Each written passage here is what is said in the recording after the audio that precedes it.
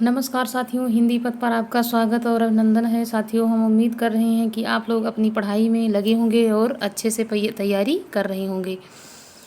तो साथियों, अपनी तैयारी को करते हुए कोई कोर कसर न छोड़ें, क्योंकि अब परीक्षा बिल्कुल नज़दीक ही है। तो आइए हम यहाँ पे अपना प्रैक्टिस सेट जो है शुरू करते हैं बिना देरी के। तो अपना पहला प्रश्न लेते हैं कि प्रेमचंद शताब्दियों से पद दलित, अपमानित और उपेक्षित कृषकों की आवाज़ थे। प्रेमचंद के संबंध में उक्त कथन किसका है? ये कथन यहाँ पे पूछा जा रहा है कि ये कथन किसका है। तो यहाँ पे आंसर हो जाएगा ए सही है, या बी, या फिर सी, या फिर डी। तो आचार्य रामचंद्र शुक्ल हैं, रामविलास शर्मा है, आचार्य हजारी प्रसाद द्विवेदी, या फिर डॉक्टर नगेंद्र का ये कथन है। आंसर सही हो जाता है यहाँ किसका सही हो जाता है? सी। यहाँ पे आचार्य हजारी प्रसाद द्विवेदी का ये कथन है कि प्रेमचंद शताब्दियों से दलित, अपमानित और उपेक्षित कृषकों की आवाज़ थे। महत्वपूर्ण कथन है, याद करने योग्य है, इसको जरूर याद रखें।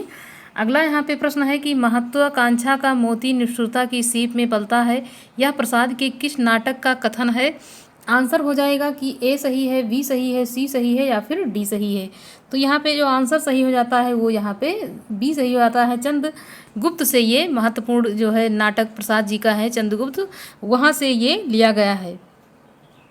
इस नाटक में जो पात्र है वो चाणक्य ने चंद्रगुप्त से ये कहा है। ये भी एग्जाम की दृष्टि से बहुत महत्वपूर्ण है। महत्वाकांक्षा का मोती निष्ठुरता की सीप में पलता है, यह प्रसाद के किस नाटक से है? तो चंद्रगुप्त से है। किसने कहा है? तो ये हो जाएगा कि चाणक्य ने कहा है। किससे? तो चंद्रगुप्त से कहा है यह कथन।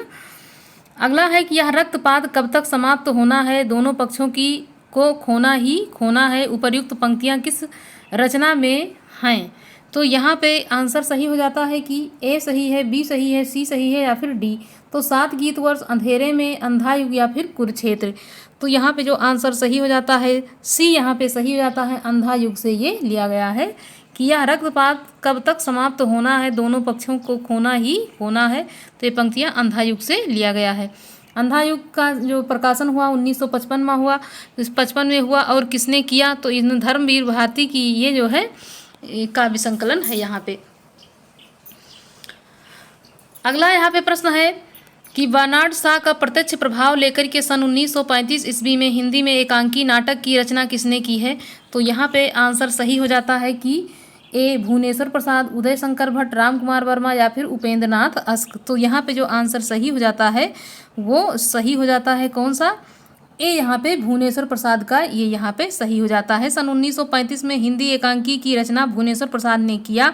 भुवनेश्वर प्रसाद की कुछ महत्वपूर्ण एकांकी को यहाँ पे देखते हैं हम।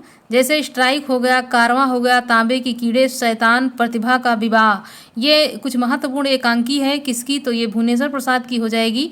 और यहाँ पे जो प्रश्न दिया हुआ है कि बर्नार्ड शॉ का प्रत्यक्ष प्रभाव लेकर के ये जो है 1935 में एकांकी नाटक की रचना किसने की? तो यहाँ पे आंसर भुवनेश्वर सही हो जाता है। अगला है कि मैं इस घर से ही अपने अंदर कुछ ऐसी चीज़ें लेकर आई हूँ जो किसी भी स्थिति में मुझे स्वाभाविक नहीं रहने देती। ये कहाँ से है? आधे अधूरे नाटक के प्रस्तुत संवाद का किस पात्र से है? तो यहाँ पे हो जाएगा कि बड़ी लड़की की, छोटी लड़की की, स्त्री, या फिर लड़का।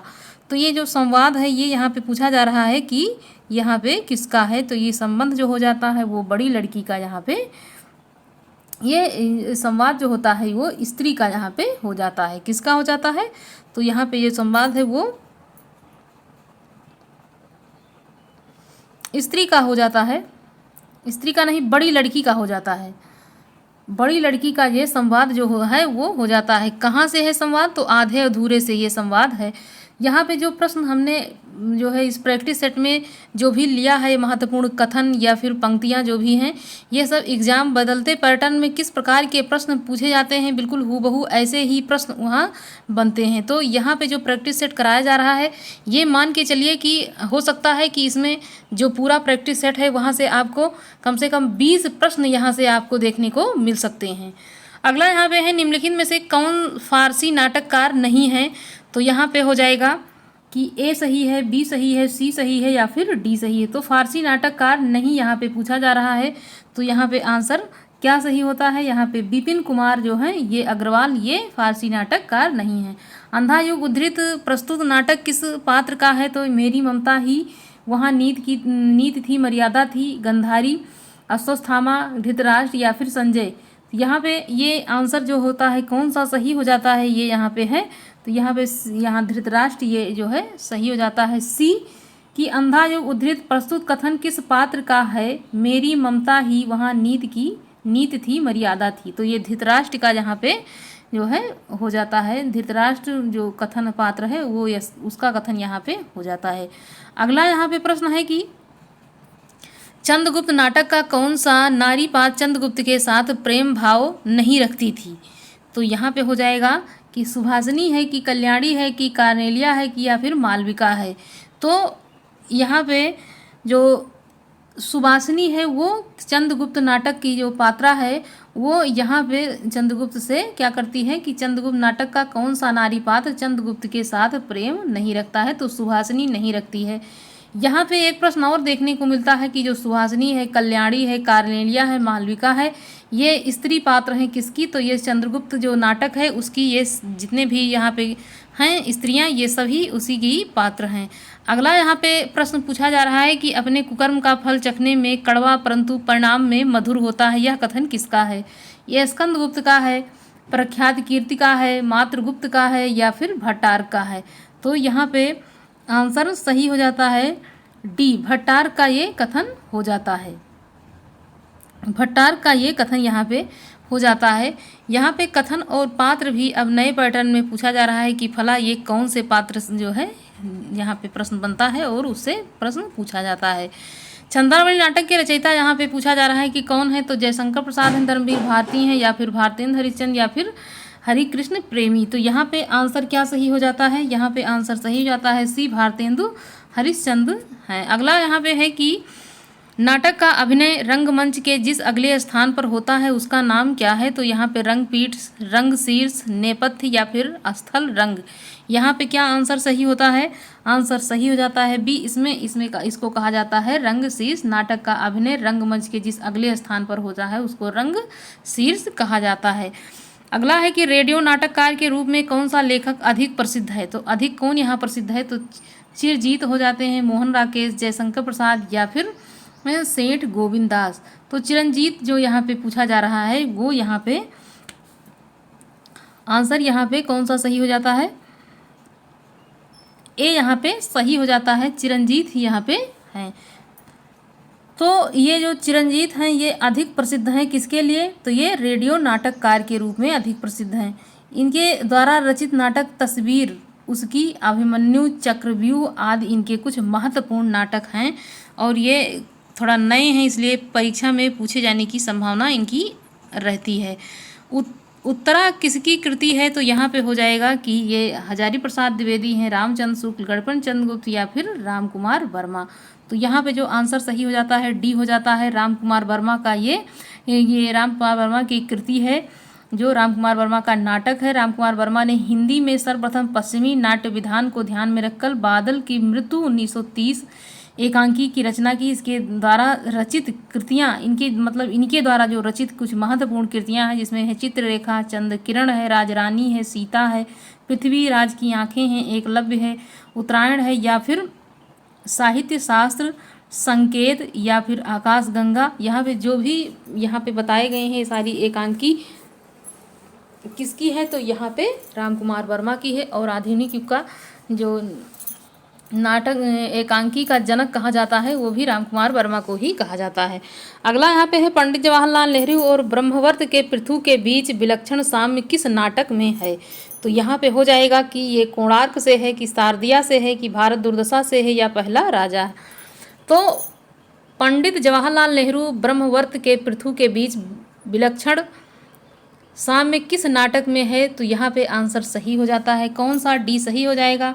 और ये यहाँ पे पहला राजा आप लोग देखते हैं तो पहला राजा अपने देश का पहला प्रधानमंत्री पंडित जवाहरलाल नेहरू ही थे।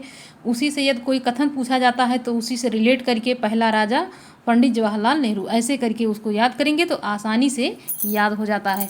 पहला राजा नाटक के रचयिता जो हैं जगदीश चंद्र माथुर हैं।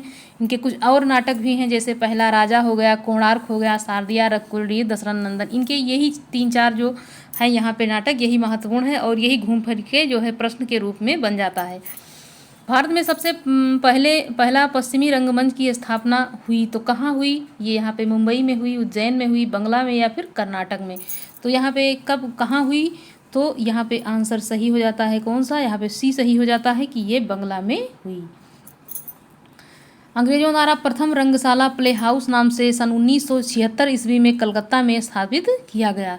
तो सबसे पहले जो रंगशाला है वो कहाँ पे स्थापित हुई? तो ये जो है बंगाल में स्थापित होती है। बाबू तोताराम ने जोसेफ एडिसन के नाटक कैटो का अनुवाद किस नाम से किया? तो ये हो जाएगा रहस्य कथा है, कृतांत है, गुप्तचर है या फिर एज यू लाइफ इट, ये यहाँ पे इन्होंने किया। आंसर यहाँ पे क्या सही होता है? बी हो जाता है। कृतांत का इन्होंने क्या किया? अनुवाद इन्होंने किया। किसने किया? तो जोसेफ एडिसन के नाटक को बाबू तोताराम ने अनुवाद किया। अगला है कि यदि प्रेम ही जीवन का सत्य है तो संसार ज्वालामुखी है, इस कथन का संबंध किससे है? तो यहाँ पे आंसर सही हो जाता है कि कार्नेलिया सुहासिनी से कहती है, कि दुप्सानी कोमा से कहती है, कि चंद्रदूत अलका और स्कंदगुप्त बसंत सेना से कहती है। किससे ये कथन यहाँ पे कहा गया? आंसर सही हो जाता है कार्नेलिया जो होती है वो किससे कहती है? सुभाषिनी से ये कथन कहती है कि यदि प्रेम ही जीवन का सत्य है तो संसार ज्वालामुखी है। ये यहाँ पे प्रश्न काफ़ी महत्वपूर्ण है। अगला यहाँ पे प्रश्न है कि प्रभुसत्ता संपन्न शासक वर्ग एक गरीब शिल्प के मध्य में संघर्ष कथा को किस नाटक की विषय वस्तु बनाया गया है? आंसर यहाँ पे सही हो जाता है। ए सही है, बी सही है, सी सही है या फिर डी सही है। तो आंसर यहाँ पे क्या सही हो जाता है? यहाँ पे डी सही होता है, आदमी का जहर। आदमी का जहर आंसर यहाँ पे सही हो जाता है कि प्रभुसत्ता संपन्न शासक वर्ग में एक गरीब शिल्प के मध्य सहर्ष कथा को कोणार्क नाटक में विषय वस्तु बनाया गया है। इस नाटक का प्रमुख पात्र जो है वो विशु हो जाता है। ये काफ़ी महत्वपूर्ण है कि कोणार्क जो नाटक है उसका पात्र पूछा जाता है तो विशु हो जाता है। कोणार्क नाटक के रचयिता पूछा जाता है तो जगदीश चंद्र माथुर हो जाता है। इसके अन्य नाटक में यदि देखा जाता है तो पहला राजा हमने पहले बताया शारदिया हो गया, दशरथ नंदन और कुलरीत हो गया। इस प्रकार के नाटक यहाँ पे है। अगला यहाँ पे है मुद्रा राक्षस के तिलचट्टा नाटक में तिलचट्टा किसका प्रतीक है? तो यौन कुंठाओं का है, मानव मन की वास्तविक प्रवृत्तियों का है, अधिकारी वर्ग का स्वार्थपरता व क्रूरता का है या फिर समाज व्यापी संत्रास का है।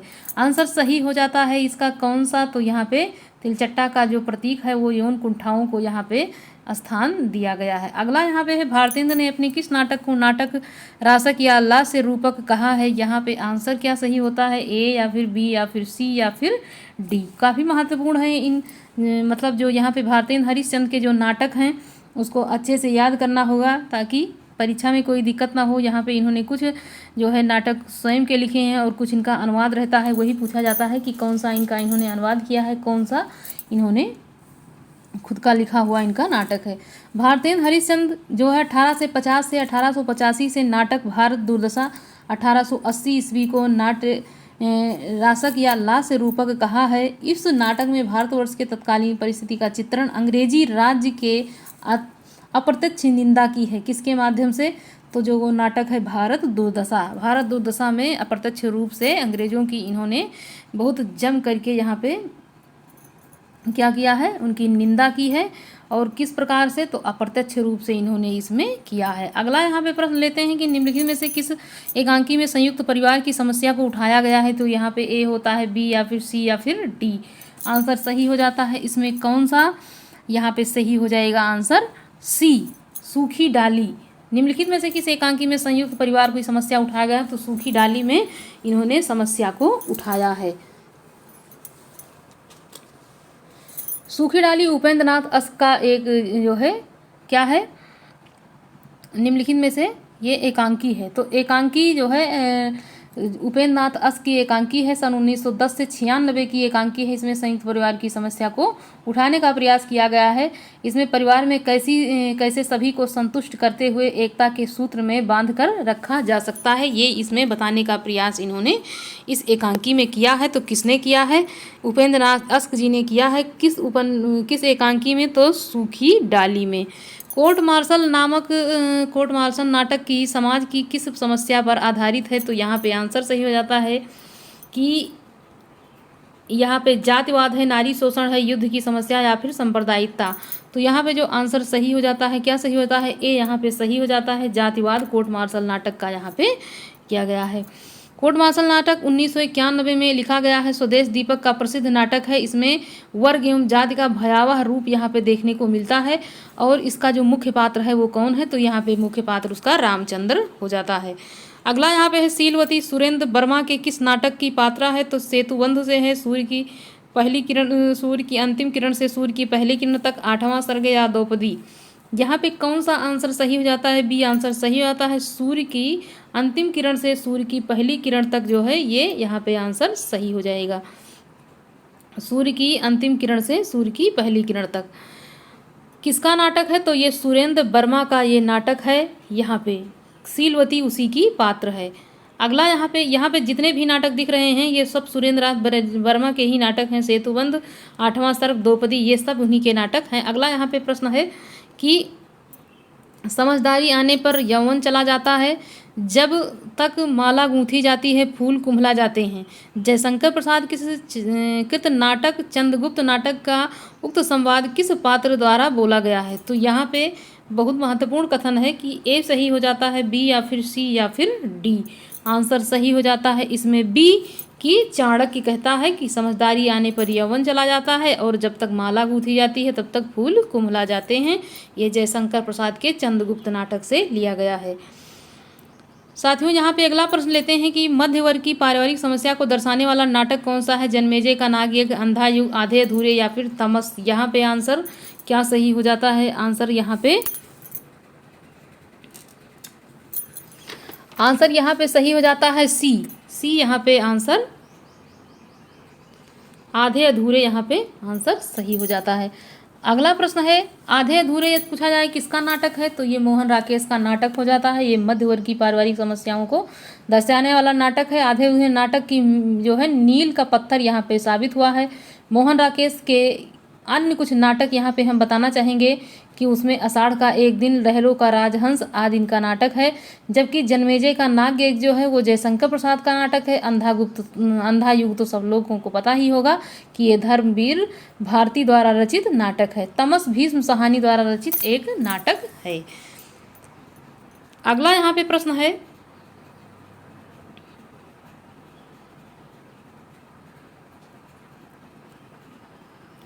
नारी का आकर्षण पुरुष को पुरुष बनाता है, उसका आकर्षण उसे गौतम बुद्ध बनाता है। ये कथन काफ़ी महत्वपूर्ण है, इसको एक बार फिर से सुनिएगा कि ताकि आपके दिमाग में ये अच्छे से बैठ जाए। नारी का आकर्षण पुरुष को पुरुष बनाता है और उसका अपकर्षण उसे गौतम बुद्ध बना देता है। संवाद किस नाटक से यहाँ पे लिया गया है। आषाढ़ का एक दिन है, आधे अधूरे हैं, लहरों के राजहंस या फिर पैर तले की जमीन। यहाँ पे आंसर सही हो जाता है कौन सा, तो यहाँ पे आंसर सही हो जाएगा सी, लहरों के राजहंस से ये लिया गया है। ये काफ़ी महत्वपूर्ण कथन है। दिया गया जो ये संवाद है, नारी का आकर्षण पुरुष को पुरुष बनाता है, उसका आकर्षण उसे गौतम बुद्ध बनाता है। यह संवाद मोहन राकेश इस नाटक लहरों का राजहंस से लिया गया है। इसके अन्य नाटक आपको पता ही होगा क्योंकि कई बार इसको हम यहाँ पे बता चुके हैं। मैंने भावना में एक भावना का वर्णन किया है, लिए वह संबंध और संबंधों का बड़ा, मैं वास्तव में अपनी भावना से प्रेम करती हूँ, जो पवित्र है, कोमल, अनुसर है। यह संवाद किस पात्र का है, किसके प्रति यहाँ पे कहा गया है। आंसर सही हो जाएगा ए है, बी है, सी है या फिर डी है। आंसर यहाँ पे कौन सा सही है, सी यहाँ पे आंसर सही हो जाता है। जो मल्लिका है, मल्लिका का अंबिका के प्रति ये कथन यहाँ पे कहा गया है। अगला यहाँ पे है कि सावित्री अपने लिए कैसा आदमी चाहती है, तो वो चाहती है कि निडर आदमी, विचारशील आदमी, अधूरा आदमी, एक पूरा आदमी। तो आंसर क्या सही हो जाएगा, यहाँ पे आंसर सही हो जाता है डी कि सावित्री अपने लिए एक पूरा आदमी चाहती है। सावित्री आधे अधूरे नाटक की प्रमुख पात्र है। आधे अधूरे नाटक के लेखक कौन है, तो यहाँ पे आंसर सही हो जाता है कि मोहन राकेश जी हैं। और मोहन राकेश के जितने भी नाटक हैं वो काफ़ी महत्वपूर्ण है एग्जाम की दृष्टि से, तो उनको याद कर लेना है। जगदीश चंद्र माथुर का एकांकी संग्रह कौन सा है, यहाँ पे है पूछा जा रहा है, तो ए हो जाएगा, बी हो जाएगा, सी हो जाएगा या फिर डी हो जाएगा। आंसर यहाँ पे सही हो जाता है डी कि जगदीश चंद्र माथुर का एकांकी संग्रह भोर का तारा है। माथुर के अन्य एकांकी हैं जैसे मेरी बांसुरी, रीढ़ की हड्डी, मकड़ी का जाला, खंडहर खिड़की, राह घोंसले, कबूतर कारखाना, भाषण ओ मेरे सपने, शारदिया बंदी आदि इनकी महत्वपूर्ण एकांकी यहाँ पे है। तो यहाँ पे क्या हो जाएगा, भोर का तारा यहाँ पे आंसर सही हो जाता है। अगला है कि भोर का तारा एकांकी पात्र छाया के प्रत्येक पुरुष के लिए स्त्री इसमें से क्या है। यहाँ पे कहा गया है कि जो स्त्री है वो प्रत्येक पुरुष के लिए कल्पना है कि कविता है कि देवी है कि श्रृंगार की मूर्ति है, क्या हो जाती है इसमें आंसर यहाँ पे सही हो जाता है, बी यहाँ पे सही हो जाएगी, वो कविता है। तो जो एकांकी की पात्रा छाया के अनुसार प्रत्येक पुरुष के लिए स्त्री एक कविता है। भोर का तारा एकांकी के लेखक कौन है, तो जगदीश चंद्र माथुर हैं। माथुर के अन्य एकांकी यहाँ पे देखा जाए तो मेरी बांसुरी, कलिंग विजय, रीढ़ की हड्डी, मकड़ी का जाला, खंडहर, कबूतर खाना और सारदिया यहाँ पे उसका आंसर सही हो जाता है। अगला यहाँ पे प्रश्न है कि अजातशत्रु नाटक कब प्रकाशित हुआ, तो यहाँ पे आंसर सही हो जाएगा कि ए है, बी है, सी है या फिर डी है। अजातशत्रु जो नाटक है ये कब प्रकाशित हुआ, 1922 में ये प्रकाशित होता है। तो ये जयशंकर प्रसाद का नाटक है और जयशंकर प्रसाद नाटक की दृष्टि से देखा जाए तो ऐतिहासिक नाटककार के रूप में ये जाने जाते हैं। और जयशंकर प्रसाद के जो महत्वपूर्ण नाटक हैं, तो नाटक जो यदि अजातशत्रु की बात की गई तो ये 22 में होता है, लेकिन यदि पहला नाटक पूछा जाता है तो इनका सन 1910 में, सज्जन है, कल्याणी इनका 12 में है, करुणालय 12 में है, प्रायश्चित इनका 13 में है, राजश्री 15 में है, विशाख 21 में हो जाता है, जबकि जन्मेजय का नागयज्ञ 1926 में हो जाता है। तो इनके जितने भी नाटक हैं उसको आसानी से साथियों याद करना है, क्योंकि जैसे पहला नाटक और उसके बाद ऐसे एक जो कल्याणी परिणय है, ये यहाँ तक मतलब कुछ ऐसे नाटक हैं कि बिल्कुल एग्जाम में वो बन सकते हैं। ध्रुव सामनी नाटक यहाँ पे आप काफ़ी महत्वपूर्ण है, इसका प्रकाशन 1929 में हुआ, 33 में हुआ है। साथियों लघु मानव की धारणा किसकी प्रवृत्ति विशेषता है, तो यहाँ पे हो जाएगा नई कविता, दलित विमर्श, प्रगतिवाद, छायावाद। क्या आंसर यहाँ पे हो जाएगा सही, आंसर सही हो जाता है ए यहाँ पे कि नई कविता जो है वो लघु मानव धारणा की प्रवृत्ति की विशेषता यहाँ पे है। उड़ गया गरजता यंत्र गरुण वन, उड़ गया गरजता यंत्र गरुड़, वन बिंदु शून्य में पिघल गया पर सांप, ये पंक्तियाँ आगे की किस कविता से है। काफ़ी महत्वपूर्ण है यदि देखा जाए तो, क्योंकि इसी प्रकार के प्रश्न वहाँ पे बनते हैं जो आपको परीक्षा में बिल्कुल क्या कर देते हैं, डामाडोल कर देते हैं कि जानता हुआ भी उत्तर वहाँ पे थोड़ा सा कन्फ्यूजन में गलत हो जाता है। आंसर हो जाएगा कि पहचान है कि साफ है कि हरी घास पर क्षण भर है या हवाई अड्डे पर। यहाँ पे आंसर क्या सही हो जाता है, यहाँ पे आंसर सही हो जाएगा कौन सा, डी यहाँ पे सही हो जाता है कि हवाई अड्डे पर। यहाँ पे जो सांप आ जाता है उसी को देख करके थोड़ा सा कन्फ्यूजन में लोग इसको जो है गलत कर बैठते हैं। तो इसको अच्छे से पढ़ लेना है कि उड़ गया गरजता यंत्र गरुड़ वन बिंदु शून्य में पिघल गया, तो यहाँ पे आंसर हो जाएगा हवाई अड्डे पर। कुरुक्षेत्र का मुख्य प्रतिपाद्य क्या है, तो कुरुक्षेत्र का युद्ध देश विरोधी प्रवृत्ति है, संसार में शांति समता न्याय के प्रतिष्ठा, युद्ध आवश्यक नहीं है, युद्ध सदैव मनुष्य विरोधी होता है, जब तक संसार में सद्भावना शांति समता और प्रतिष्ठा नहीं होती है तब तक युद्ध अनिवार्य है। आंसर यहाँ पे भी पूछा जा रहा है कौन सा सही हो जाएगा, डी यहाँ पे आंसर सही हो जाता है, जब तक संसार में सद्भावना शांति समता और की प्रतिष्ठा नहीं होती है तब तक युद्ध जो होता है वो चलता रहता है। अगला प्रश्न है यहाँ पे, शोषक वर्ग के प्रति घृणा का भाव किस वर्ग की कविता की मुख्य प्रवृत्ति है। यहाँ पे हो जाएगा छायावादी, प्रगतिवादी, प्रयोगवादी या फिर आधुनिकता। आंसर सही हो जाता है इसमें बी, ये प्रगतिवादी है कि जो शोषक वर्ग के प्रति जो घृणा का भाव प्रगतिवाद में जिस प्रकार से उत्पन्न हुआ है उस प्रकार से और युग में देखने को नहीं मिलता है। मुख्य रूप से इनकी प्रवृत्ति जो है वो प्रगतिवाद का सैद्धांतिक आधार मार्क्स का द्वंद्वात्मक भौतिकवाद है, जबकि राजनीति के क्षेत्र में जो समाज या साम्यवाद है वो साहित्य के क्षेत्र में वही प्रगतिवाद का है। तो यहाँ पे जो मार्क्सवाद का द्वंद्वात्मकता होता है वहीं पे प्रगतिवाद का जो शोषण के प्रति घृणा का भाव होता है वो यहाँ पे देखने को मिलता है। अगला प्रश्न यहाँ पे है कि बैठे हुए सुगत आत्म में मृग रोमंथन करते हैं, वन के जीव विवर से बाहर हो सब विचरते हैं। उपर्युक्त पंक्ति पूछी जा रही किसकी है, आंसर सही हो जाएगा ए सही है, बी सही है, सी सही है या फिर डी सही है। आंसर सही हो जाता है इसमें कौन सा, सी, रश्मरथी में परशुराम का आश्रय, परशुराम आश्रम का यहाँ पे है। आंसर यहाँ पे सी सही हो जाता है। अगला यहाँ पे प्रश्न है कि विद्यापति किसके आश्रित कवि थे, तो यहाँ पे हो जाएगा राज सिंह के, फिर नरसिंह के, शिव सिंह के या फिर कीर्ति सिंह के। आंसर इसका भी सही हो जाता है। क्या शिव सिंह के ये आश्रित कवि के रूप में जाने जाते हैं। कौन जाने जाते हैं, तो विद्यापति जाने जाते हैं। विद्यापति का एक बात ये यहाँ पे चलती है, तो विद्यावली मतलब जो इतने लोकप्रिय हो गए थे किसके कारण हुए, तो उन्होंने जो पदावली लिखी थी इसके कारण वो काफ़ी प्रसिद्ध हो गए थे। प्रसादकृत प्रलय की छाया की प्रमुख वस्तु के केंद्र में है, तो यहाँ पे प्रताप महाराणा प्रताप का पराभव, पद्मिनी का अग्निदाह, जल प्रलय, रानी कमलावती का पश्चाताप। आंसर यहाँ पे सही हो जाता है डी कि रानी कमलावती का पश्चाताप प्रलय की छाया की विषय वस्तु का केंद्र यहाँ पे हो जाता है। धिक जीवन जो पाता ही आया, विरोध पंक्ति में किसके जीवन सत्य की अभिव्यक्ति यहाँ पे हुई है। आंसर हो जाएगा सूर्यकांत जी हैं, हनुमान हैं या फिर लक्ष्मण हैं या फिर विभीषण हैं। किसके लिए ये कथन यहाँ पे कहा गया है। आंसर सही हो जाएगा निराला के लिए ये पंक्ति यहाँ पे कही गई है। अगला यहाँ पे प्रश्न है कि कामायनी के संदर्भ में असत्य कथन को चिन्हित कीजिए।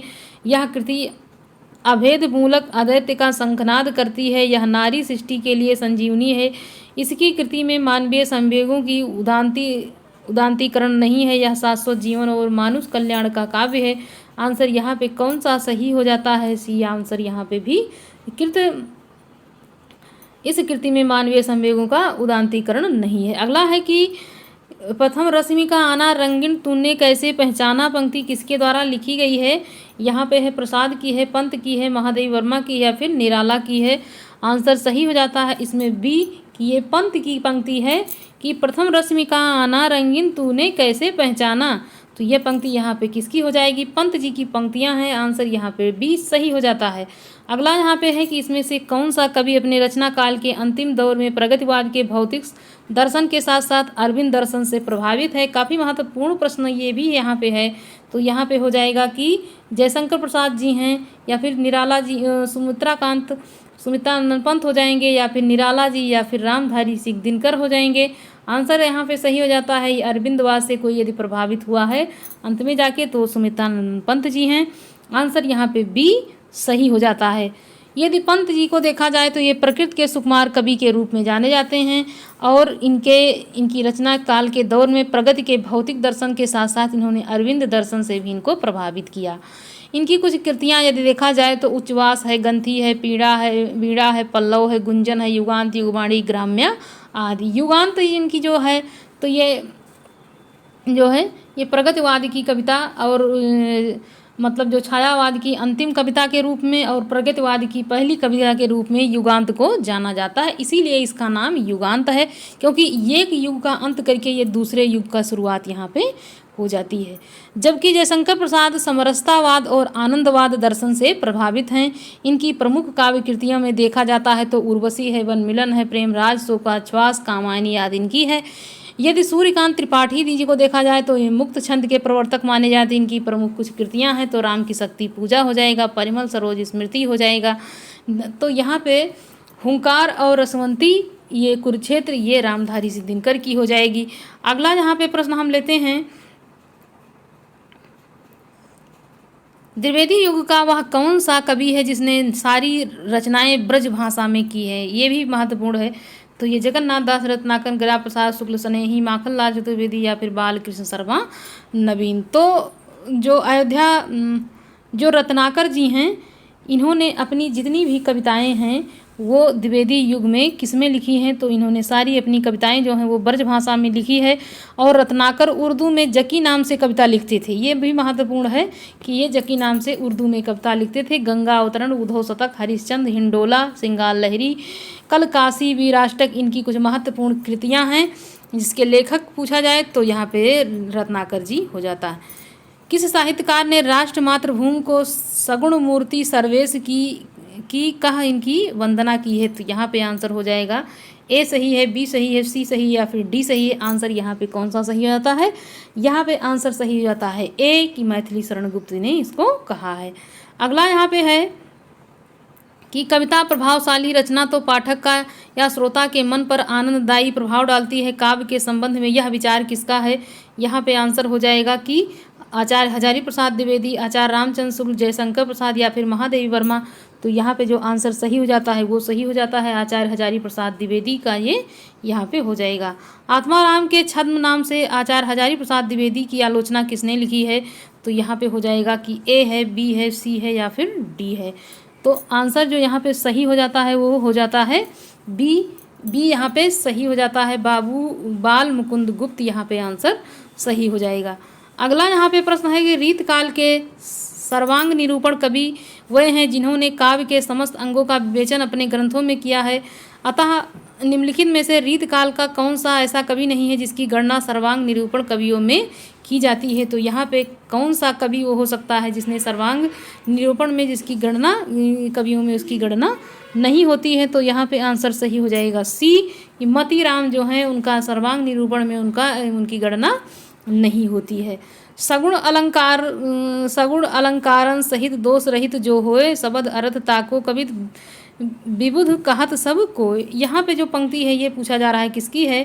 तो ये परिभाषा दी हुई है, ये किसकी है? चिंतामणि है, केशव है, भिखारी दास या फिर मतीराम। तो यहाँ पे जो आंसर सही हो जाता है ए, यहाँ पे सही हो जाता है। चिंतामणि की पंक्तियाँ हैं, कौन सी है कि सगुण अलंकारन सहित दोष रहित जो होए शब्द अर्थ ताको कवित विविध कहत सब कोय। चिंतामणि की पंक्तियाँ हैं ये। इनकी कुछ विशुद्ध सरस शक्तियाँ ब्रजभाषा लिखने में कोई कवि समर्थ नहीं हुआ है। आचार्य शुक्ल ने किस कवि के बारे में यह टिप्पणी लिखी है? तो यहाँ पे हो जाएगा कि देव हैं, कि ठाकुर हैं, घनानंद हैं, इनमें से कोई नहीं। तो यहाँ पे आंसर क्या सही हो जाता है? आंसर यहाँ पे सही हो जाएगा सी, कि घनानंद यहाँ पे। अगला यहाँ पे प्रश्न लेते हैं कि सुजान की उपेक्षा से विराग उत्पन्न होने के बाद रीतकालीन कवि घनानंद वृंदावन जाकर किस संप्रदाय के वैष्णव हो गए? तो यहाँ पे हो जाएगा कि ए बल्लभ के निर्वाक संप्रदाय से, कि साखी समुदाय या फिर बल्लभ संप्रदाय से हो गए। तो यहाँ पे जो आंसर सही हो जाता है बी, यहाँ पे कि निर्वाक संप्रदाय से वो जो है दीक्षा इन्होंने ले ली। किसने ले ली? तो घनानंद ने ले ली। अगला यहाँ पे है कि रीतकालीन कवि आपस में भाई माने जाते हैं। तो अब भाई इसमें कौन माना जाता है? तो यहाँ पे आंसर सही हो जाता है कि चिंतामणि, भूषण और मतीराम जो हैं ये आपस में तीनों लोग रीतकाल के भाई थे। ये ब्रजभाषा के मतीराम जैसे कवियों के समक्ष हैं और कहीं कहीं तो भाषा और भाव के माधुर्य में पद्माकर तक के से टक्कर लेती हैं। आचार्य शुक्ल ने यह किस कवि के लिए कहा गया है? आंसर सही हो जाएगा कि ए हो जाएगा, बी हो जाएगा, सी या फिर डी। तो यहाँ पे जो आंसर सही हो जाता है कौन सा? ए, यहाँ पे आंसर बेनी प्रवीण, यहाँ पे आंसर सही हो जाता है। बेनी प्रवीण ये ब्रजभाषा के मतीराम ऐसे कवियों के समक्ष और कहीं कहीं तो भाव के माधुर्य में पद्माकर से भी टक्कर ले लेते हैं। कौन ले लेते हैं? तो मतीराम जो हैं वो जो है पद्माकर से भी टक्कर लेते हैं, आचार्य रामचंद्र शुक्ल ने कहा है। अगला यहाँ पे प्रश्न है कि राधा कृष्ण के प्रेम को लेकर कृष्ण भक्ति की जो काव्य धारा चली है उसमें लीला पक्ष अर्थात ब्रह्मार्थ विधान की प्रधानता रही है। यह कथन हिंदी साहित्य के किस इतिहासकार का है? यहाँ पे आंसर हो जाएगा कि आचार्य हजारी प्रसाद द्विवेदी, डॉक्टर गणपत चंद्र गुप्त या फिर आचार्य रामचंद्र शुक्ल या फिर आचार्य विश्वनाथ प्रसाद मिश्र। तो यहाँ पे आंसर जो सही हो जाता है सी, आचार्य रामचंद्र शुक्ल का ये कथन यहाँ पे सही हो जाएगा। गोपियों की वचन वक्रता का मनोहारी चित्रण सूरसागर के किस अंश में मिलता है? तो यहाँ पे हो जाएगा कि बाल लीला, प्रेम लीला, दान लीला या फिर भ्रमर गीत। तो यहाँ पे जो देखने को मिलता है वो मनोहारी चित्रण किसमें? तो वो भ्रमर गीत में देखने को मिलता है। अगला है कि निम्नलिखित में से वल्लभाचार्य के शिष्यों के संबंध में कौन सा कथन सही नहीं है, असत्य है? तो यहाँ पे कुंभनदास, कृष्णदास, सूरदास, परमानंदास, नंददास, चतुर्भुजदास, सूरदास और कृष्णदास। तो आंसर यहाँ पे डी जो है वो सही हो जाता है, नहीं सी इसमें सही हो जाता है कि नंददास और चतुर्भुजदास। अगला यहाँ पे है कि कबीर के बीजक पर लिखी गई तिज्जा टीका किसने लिखी है? तो यहाँ पे आंसर ए हो जाएगा, बी हो जाएगा, सी हो जाएगा या फिर डी हो जाएगा। आंसर यहाँ पे पूरनदास सही हो जाता है। अगला प्रश्न है कि अपने पौरुष से हताश जात के लिए भगवान की शक्ति और करुणा की ओर ध्यान ले जाने के अतिरिक्त दूसरा मार्ग ही क्या था? ये आंसर कथन किसका हो सकता है? तो यहाँ पे आंसर जो हो जाएगा वो ए है, बी है, सी है या फिर डी है। तो आंसर यहाँ पे सही हो जाता है ए, रामचंद्र शुक्ल यहाँ पे सही हो जाएगा। अगला यहाँ पे प्रश्न है कि प्रकृत पैंगलम के रचयिता कौन है? तो यहाँ पे हो जाएगा कि हेमचंद हैं, स्वयंभू हैं, वंशीधर हैं या फिर विद्यापति हैं। तो प्रकृत पैंगलम के जो रचनाकार हैं वो वंशीधर, यहाँ पे आंसर सही हो जाता है। अगला है कि अपभ्रंश के जो नमूने हमें पद्यों में मिलते हैं वह उनसे काव्य भाषा के हैं जो पुराने पन के कारण बोलने के में भाषा में कुछ अलग बहुत दिनों तक आदिकाल के अंश हैं, क्या उनसे कुछ पीछे तक पोथियों में चलती रही? उपयुक्त कथन किसका है? तो यहाँ पे आंसर ए सही हो जाता है। ए यहाँ पे सही हो जाएगा, बी सही हो जाएगा, सी या फिर डी। तो जो आंसर यहाँ पे सही हो जाता है वो बी यहाँ पे सही है। रामचंद्र शुक्ल का कथन ये यहाँ पे है। अगला है कि बौद्ध धर्म के सिद्धांतों में देश की बदलती हुई परिस्थितियों में जिन नवीन भाषाओं की सृष्टि की उन्हीं की परिणाम स्वरूप सिद्ध साहित्य की रूपरेखा तैयार हुई। सिद्ध साहित्य के प्रादुर्भाव विषयक यह कथन किसका है? तो यहाँ पे क्या हो जाएगा कि ए है, बी है, सी है या फिर डी है। तो जो आंसर यहाँ पे बनता है वो क्या हो जाता है? वो यहाँ पे ए सही हो जाता है कि रामकुमार वर्मा ने ये कथन कहा है। बीसल देव रासो की नायिका यहाँ पे पूछा जा रहा है कौन है? तो राजवती हैं कि रूपवती हैं कि मृणालवती हैं या फिर राजमती हैं। तो यहाँ पे जो आंसर सही हो जाता है डी यहाँ पे कि राजमती बीसल देव की नायिका हैं। कौन मिस्र बंधुओं में शामिल नहीं है, नहीं पूछा जा रहा है। तो ए हो जाएगा, बी सी या फिर डी। तो यहाँ पे जो कृष्ण बिहारी मिश्र हैं वो ये यहाँ पे जो है नहीं है और यहाँ पे और आंसर जो होता है वो सही हो जाता है। तो सी जो है ये यहाँ पे आंसर इसका हो जाएगा। अगला है यहाँ पे कि यद्यप मैं उर्दू का बहुत बड़ा पक्षपाती हूँ लेकिन विचार में हिंदी को विभाषा या बोली कहना उचित नहीं है, किसका कथन है? तो ये आंसर हो जाएगा ए है, बी है, सी है या फिर डी। गारसा दतासी का ये महत्वपूर्ण कथन है जो यहाँ पे बी आंसर सही हो जाता है। अगला है कि भारतीय साहित्य की संस्कृत की मूल उपादानों में ऐतिहासिक विकास प्रस्तुत करने वाली प्रसिद्ध ग्रंथ संस्कृत पर 4 अध्याय किसने लिखा है? आंसर हो जाएगा ए है, बी है, सी है या फिर डी। रामधारी सिंह दिनकर की ये कृति यहाँ पे सही हो जाएगा। भारतीय साहित्य की भूमिका के लेखक कौन है? तो यहाँ पे आंसर हो जाएगा दूधनाथ सिंह हैं। यहाँ पे हो जाएगा कि दूधनाथ सिंह है, रामदरस मिश्र है, रामविलास शर्मा या फिर उनमें से कोई नहीं। तो जो आंसर यहाँ पे सही हो जाता है कौन है, कौन सा सही हो जाता है? तो ये सी आंसर रामविलास शर्मा यहाँ पे सही हो जाता है। भारतीय साहित्य की भूमिका रामविलास शर्मा। अगला है कि हिंदी साहित्य का आरंभ 693 ईस्वी से मानने वाले इतिहासकार इसमें से कौन है? तो यहाँ पे ए हो जाएगा, बी हो जाएगा, सी हो जाएगा या फिर डी हो जाएगा। आंसर यहाँ पे जो सही हो जाता है तो यहाँ पे सी यहाँ पे सही हो जाता है। और जो है सन 693 ईस्वी से मानने वाले इतिहासकार में रामकुमार वर्मा, और रामकुमार वर्मा ने हिंदी साहित्य की अवधि 693 से 1693 ईस्वी तक इन्होंने मानी है। ये भी काफ़ी महत्वपूर्ण है क्योंकि जो सन होता है वो थोड़ा अलग अलग सबके अनुसार उसमें हो जाता है। साथियों यहाँ पे हमने कुछ प्रैक्टिस सेट कुछ प्रश्नों को आप लोगों के सामने प्रस्तुत किया, तो आप जो है अपनी तैयारी को मजबूत कीजिए। धन्यवाद।